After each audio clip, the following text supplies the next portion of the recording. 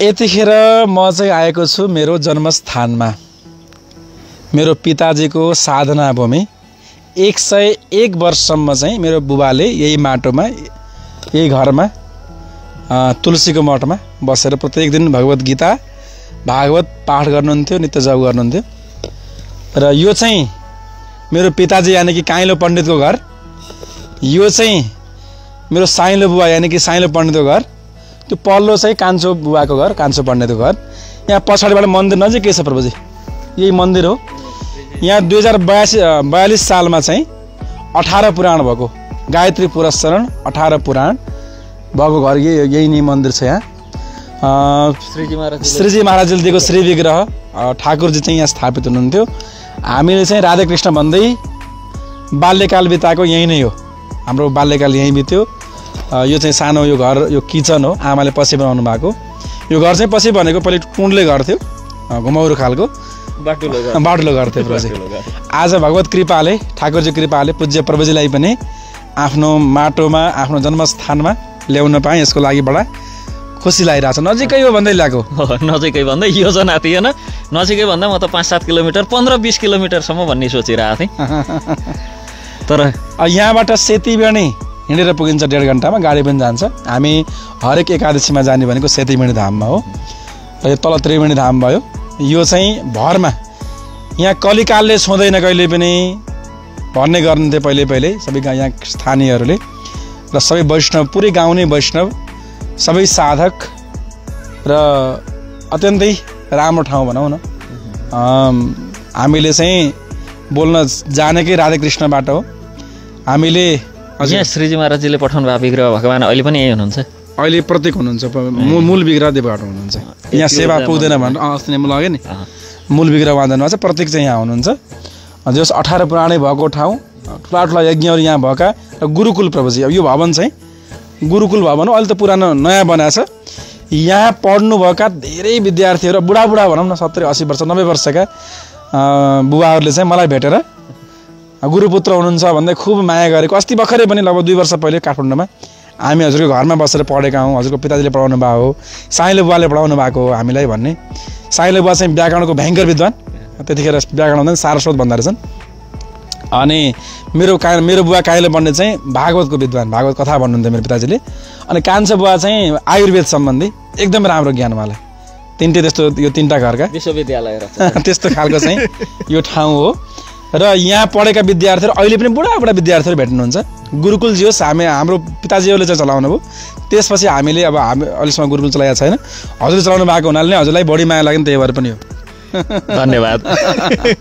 अब एकपटक चाहिँ हामी गुरुकुलको भवन भनौँ न, पहिले अब यहाँ बसेर विद्यार्थीहरूले पढ्ने गर्दथे। र मन्दिर, जुन मन्दिरमा नित्य सत्सङ्ग, यही नै हो मन्दिर। अब यो घर भयो, यो मन्दिर हो प्रभुजी। हामी त खेल्ने, दौड्ने, कुद्ने, यो गुरुकुल, यो चाहिँ मन्दिर। यो चाहिँ मन्दिर। मन्दिर पनि चिठीको कति राम्रो छ त, एकदम प्राचीन मन्दिर हो। हामी जन्मभन्दा पहिलेको मन्दिर हो, यो धेरै पुरानो मन्दिर हो। र यहाँबाट चाहिँ मेरो दाजुले, धर्मराज दाजुले यानि कि गोविन्दको बुवाले, म यहाँ सानो भण्डाङ मुन्डुङ यहाँ खेल्न आउँदाखेरि ल भन् गोविन्द आउनु र स्तोत्र भन् भन्नुहुन्थ्यो। त्यहाँबाट मलाई याद छ कि गोपी गीत गा भन्नुहुन्थ्यो। मैले चाहिँ यहाँ बसेर धेरै गाउँथेँ, खुसी भएर चाहिँ चक्लेट दिनुहुन्थ्यो मलाई, मिश्री दिनुहुन्थ्यो चक्लेटभन्दा पनि। त्यो स्मृति छ मलाई। हजुरलाई त्यो रहेछ?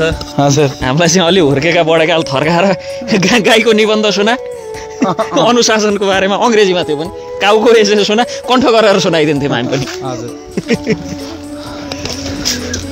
यसरी यहाँको मनभोग ठाकुरजीको प्रसाद चरणामृत पिएर नै हाम्रो बोली फुटेको। र पहिलो कथा पनि मैले भनेको यहीँ हो प्रभुजी, यही हलमा। नेपाली कथा, हिन्दीमा त पहिले गरेँ मैले, नेपालमा नेपालीमा गर्नुपर्छ, बुबा आमालाई सुनाउनु पर्छ भनेर पहिलो कथा सुनाएको मण्डप पनि यो मन्दिरको हल, बाहिरपट्टि हल छ, यहाँ चाहिँ सुनाएको मैले।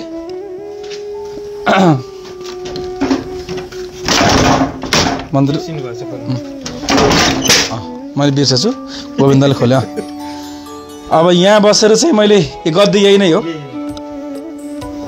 दर्शन गरौँ।